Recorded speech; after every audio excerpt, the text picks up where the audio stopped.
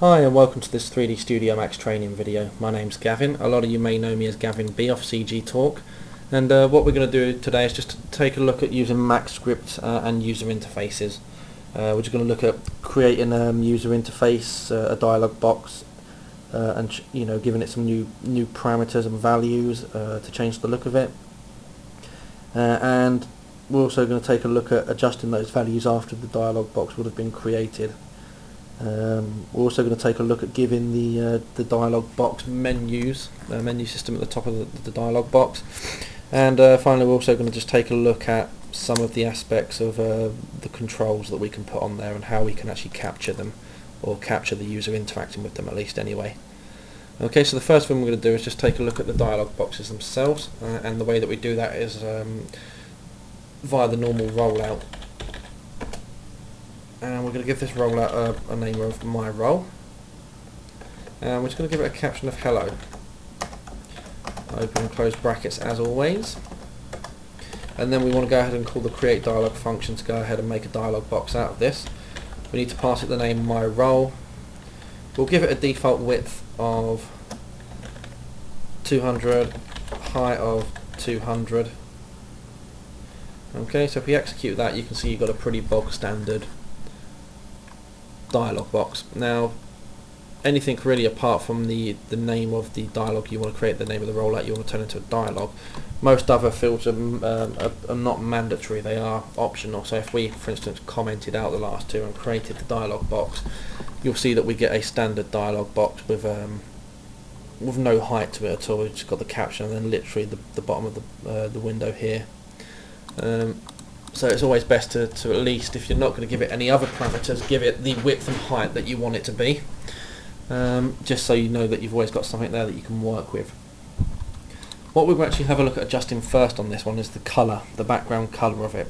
So as you saw there, we've just got a plain old Windows style grey dialog. We can change that by using the parameter bg colour, then a semicolon. Now when it comes to setting the colour here, we can actually use one of 3D Studio Max's predefined colours. You don't have to give it a red, green and blue value. If I just drag the maxscript reference up here, you'll see you've got literal references to colours. You've got red, green, blue, white, black, orange, yellow, brown and grey. Using one of those just saves you having to make a colour and giving it a red, green, blue and alpha value. Obviously it only helps if you're looking to use one of these colours. But if you are, then it does save you having to go through this. So what we'll do is we'll give this a background colour of black. So we literally type black in there, hit Control E to execute the script, and you'll see that you've got a black dialog box. Obviously the problem there is that text is black as well. So if we make a label called label 1 and give it a caption of hello, how are you? Control E, and you'll see that there's actually nothing there, because obviously you've got black on black, which isn't going to be visible. So we can come down here and change FG colour, which is the foreground colour, and we'll give that a value of yellow. We'll use one of the predefined colours. Execute the script, and you'll see suddenly you've got text there. Hello, how are you? Spelt completely wrong. There we go. Put that back in. How are you? And it's in yellow on a black background. So again, you can get around that little problem of black on black, or any other colour on the same colour that you can't see. Just change the foreground colour and make sure it's not the same as the background colour. Obviously, some of them will still be a little difficult to see, kind of white on grey, for instance. You're not really going to make much out of that. So always make sure that it is a colour that the user of your script is going to be able to see with ease. Okay, and another thing that we can go in here and adjust is the actual position that this dialog box starts at. By default, it will start normally in the centre of Max, 3D Studio Max. You get the dialog there. We can actually, if you don't want it starting there, for instance, if you're going to do maybe two dialogues, you don't want them overlapping, so you may want one roughly here and the other one down the other side of the screen. Now we can literally just use position attribute for that, so pos colon We then need to pass it two values, which is coordinates. So we actually have square bracket, and then you have x and y, so along and down. We're going to make this 300 across by 20 down. Now if I go ahead and execute my script, you'll see that it's no longer centered. It's now right near the top of the screen, and it's a lot further away from this side of the screen. Now we can adjust that, maybe give it 500, execute that, and you can see that there's only a small gap here, and it's miles away from this side. Big difference over this side. So we'll leave it like that for a second for when we first create it, and we'll get rid of this label in here. What we can do is adjust the values that we have set now down here creating this dialog. We can actually adjust that after the dialog is really on the screen. So for instance, if we gave the dialog a button, and we'll just call that but1 with a caption of push me. What we now need to do is kind of capture that the button has been pressed. So on but1 pressed do. So we're they're telling Max that on button 1 being pressed, we want to do the following block of code, which again we encase within the brackets. And what we want to do is access the caption of my role, which is the dialog that we've created. So if we do my role dot title, which is what we're actually changing, and then we want one equal sign to tell it that what comes after is going to be the caption, and we're going to set this to I've been changed. So I've been changed will suddenly appear at the top when we click the button, I hope. There we go. And you notice if I carry on pressing it, nothing happens, obviously, because we're trying to change this to I've been changed, which has already been changed, so you're not going to notice any difference. It is resetting that title every time, but because it's the same, you don't actually notice anything. So just quickly, actually, while we've got this open here, before I get rid of the script out of there, down here we've set the position pos 500 by 20. We can actually do the same for controls within the script as well. So pos, I'll give this a position of 10 and 10 along the X and Y. Execute, and you'll see now the button's actually shot over here, which means really I could put two buttons on the same line by 25, and we'll call this button 2. Execute, although they're overlapping, I mean you'd have to work out the actual heights, etc. Let's change it to 50 then. Execute. Okay, so you can see they're right beneath each other. If I change this to 75 but change this back to 10, you've got two buttons right next to each other. And the same actually goes kind of with the other parameters that we've set down here, such as even for instance width. Give it a width of 30. Execute the script, and you'll see that you've got a much smaller button than the default size here. So again, all of these parameters that we have adjusted for the actual dialog box are created adjustable for controls as well, and really the reason behind that is controls themselves, like everything within Windows, are actually Windows themselves, so really all of their parameters are shareable in some way or another. Windows normally works by layering windows upon on top of each other and giving them different attributes to make them look different, so all of these parameters are shareable with each other. So what we can as well also do is use, for instance, a spinner to adjust the position, if we, or even the width, in fact, if we wanted. So if we do make a new spinner on the form, we'll call it my spin. Give it a caption of change width. Then we want to give it a type. We want to make this whole number, so we'll use type integer. And again, remember, obviously the other types that you can use, you can find within the maxscript reference. So you can have integer, world coordinates, floats, booleans. You won't be able to have obviously a boolean for a spinner, but these are all the different types you can use for all the different controls. And then we want to give it a range. Again, as always, we want a minimum,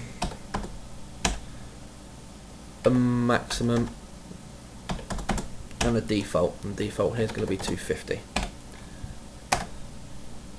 So what we can actually do is capture that the user has clicked this box.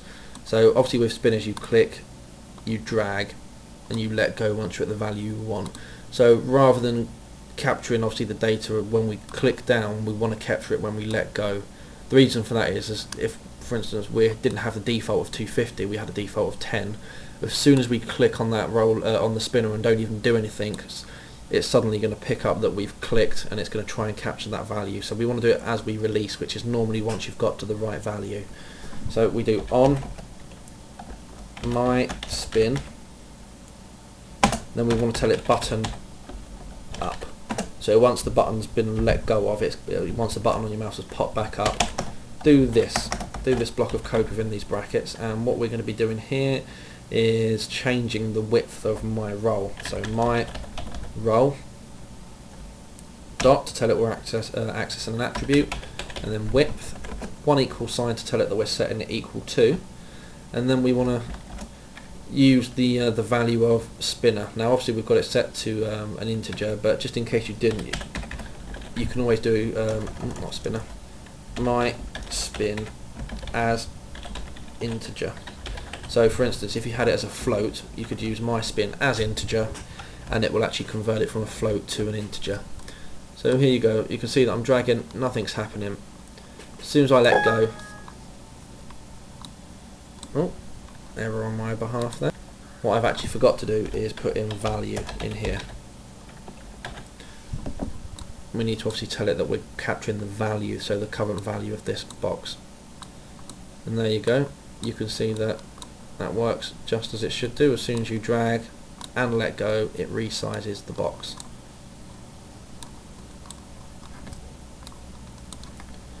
Okay, and obviously you can do that for the height as well.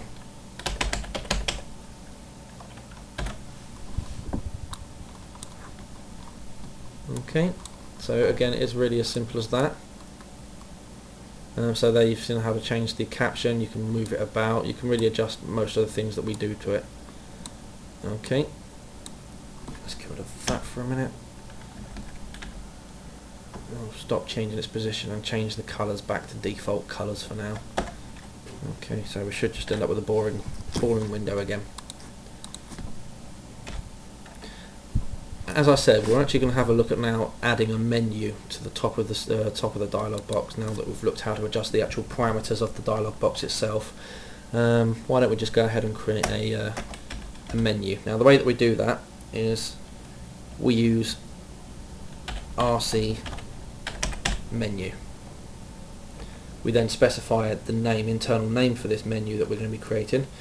This one we'll call my menu. Open and close brackets as always. Now there are two types really. If we just did the normal way to add a menu item is literally with menu item. However, if we did two menu items, then they would appear next to each other like so. What we want to do for this one is have it so I can click and drop a menu down. Okay, so here we go. We'll do to do that we do sub menu. Sub-menus are literally ones that you can click on and they will launch a new menu. And we'll just give this a caption of menu and then brackets sub. And then again for this is actually open and close brackets. Then what we want to do is tell it that we're adding a menu item. Okay, then we need the internal name for the menu item, so this is going to be my item 1. So then the caption for this, so the caption for this one is going to be just exit, just as a simple guide. Then we're going to have menu item, and we want to add a second menu item, this time called menu item 2, and we're going to do this one called open. Okay, so if we execute the script now, oh, sorry, my bad. What we also need to do is tell obviously the dialog we need to have that menu there. So we add a new parameter menu and we pass it the name of the menu we're adding. So my menu in this instance. Execute the script now and you'll see that we have menu sub, which is this sub menu that we created. Oh, and it's behind this window. There we go. If we click it, we get exit and open. Okay, so you can see that straight away that's working. But what we could also do if we really needed to is sub menu. Call this menu 2 sub. Open and close brackets and add another sub menu within the sub menu. So again, if we actually just copy these two items here, rather than going through and creating two new ones, and we'll just change them to 3 and 4.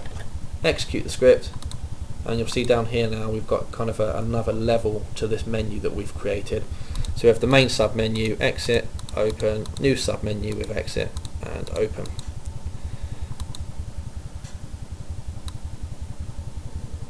So it's actually a lot easier if you wanted to maybe add a new object to the scene rather than having a button in your script to do it.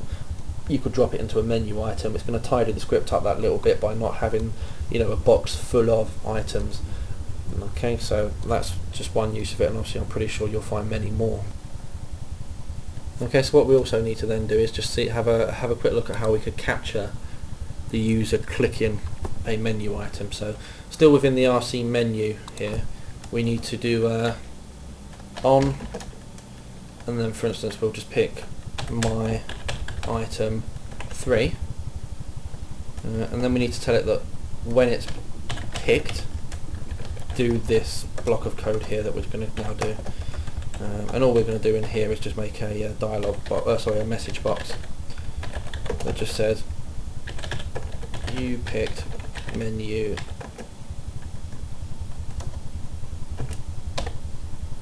and then I would say my item 3.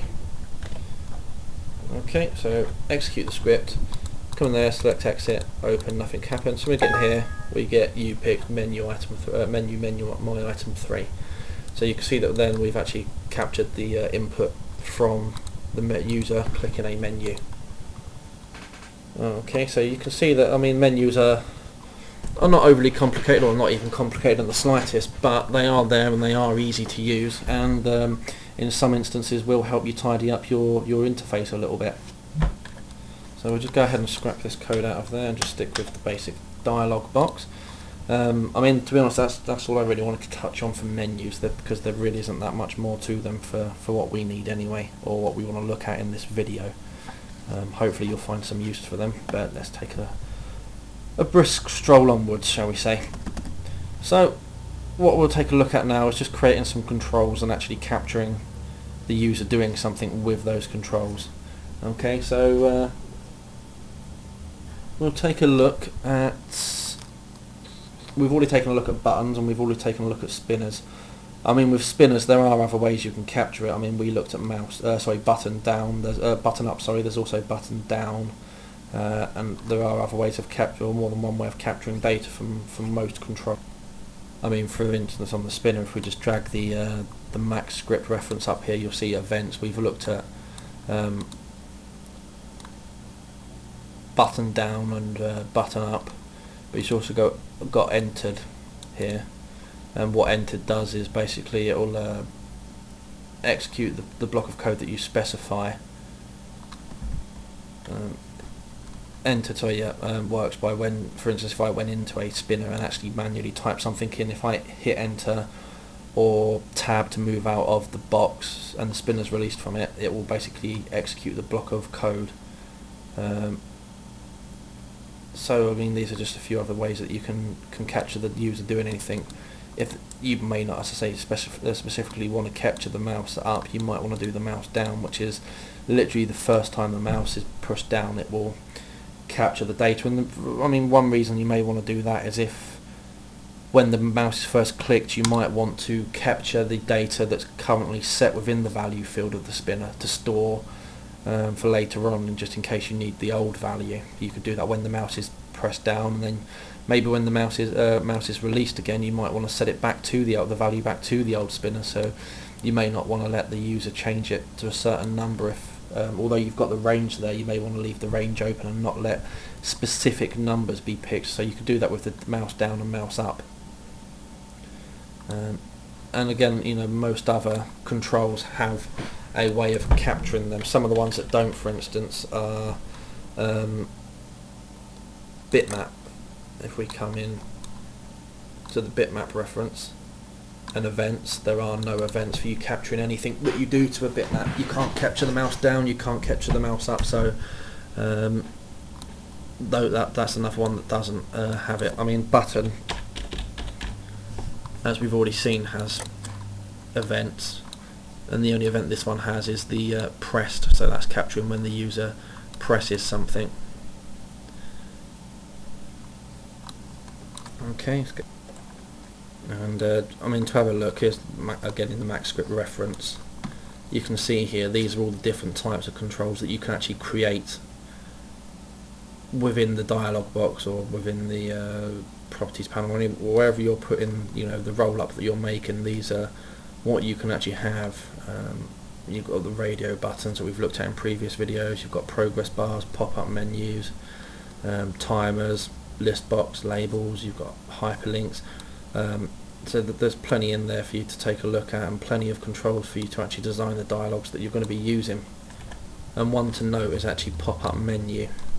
What you can actually do is use the pop-up menu user interface control and actually specify a menu like we did to put the menu at the top of the dialog box. However, you can actually make it pop up at a position on the screen. So you use position and then specify a roll up that you want to use it on. Again, these actual two are not mandatory, they are optional fields. If you specify a rollout, all it will be doing basically is using this position as local coordinates rather than screen coordinates. So if you only want it to pop up within the dialog box, you can within the dialog box you've created, you can use rollout and specify what rollout you want to use. Okay, so yeah, there are plenty of other controls. I mean, we'll take a look at a couple now, just to see what other events they've got. So for instance, have a look at hyperlink. We'll go through and create one of these. I mean, this is one of the ones you probably don't really need to capture an event on anyway, because it is only for creating a link to an internet site, for instance. So if we do hyperlink, give it a name of my link, caption can be click here, and we'll give it an address of, it has to be a string, the address. We'll give it an address of http://www.3dscg.co.uk. Close that off, execute the script, and you suddenly see that you've got this new hyperlink here, and if you hover over it, it'll tell you where it's linked to. Click it, and suddenly we get Internet Explorer popping up with a nice little window straight into the site that you link to. So you can link really to any site, and use the link to do that. So I mean, if for instance, if you had a help rollout and you wanted just a quick link to your website, you could use a hyperlink to do that. So again, it's pretty useful to have about. Take that out for a minute, get rid of the hyperlink.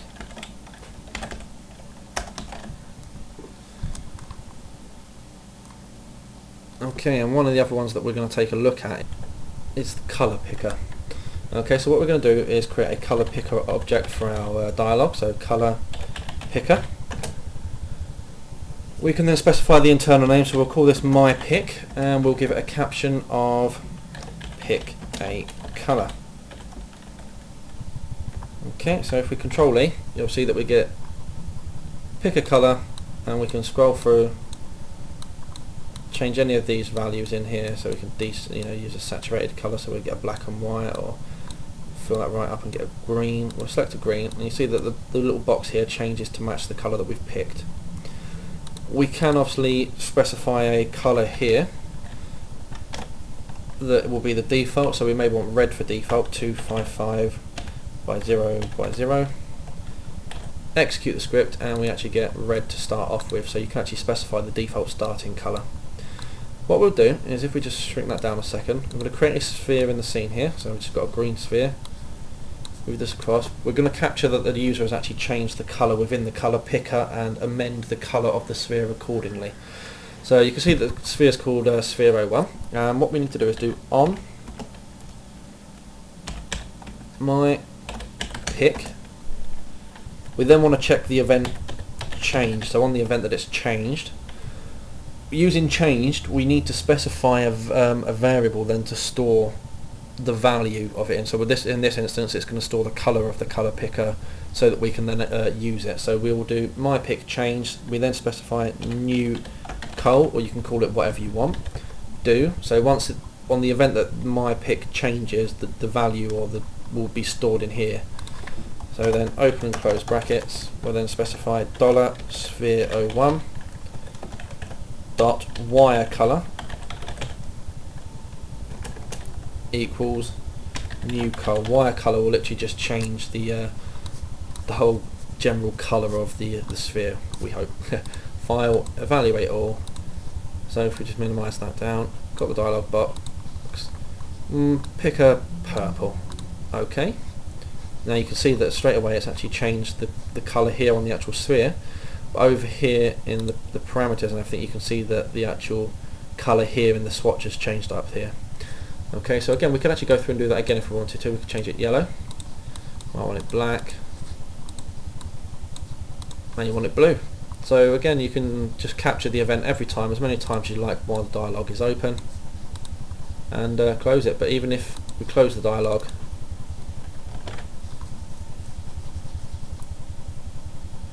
we can actually then go back and change the colour again. So go for a nice red, and you'll see the red's changed.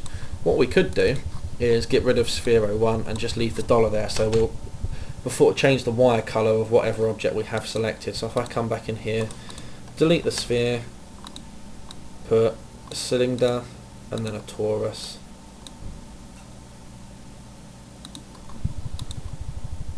okay, just stop that bit of ugly overhang there we go. Okay, so if we selected that, if we run the script, select the cylinder first and change colour to blue, we could then go over, select the torus, change the colour to red. Okay, so again, you can interact differently with the scene using your script. We can, and in that instance, we're just acting upon the selected object. If we put a plane over here, we could use this to change the colour of the plane as well. For a way. Okay, so you can see that there are many ways of interacting with the scenes, and there are different ways of acting upon the way that we capture data within the scene. Okay, so that's really all I want to go over in this video. I hope you've learned something new from it. I certainly have, and I look forward to seeing you on the next video. Thank you.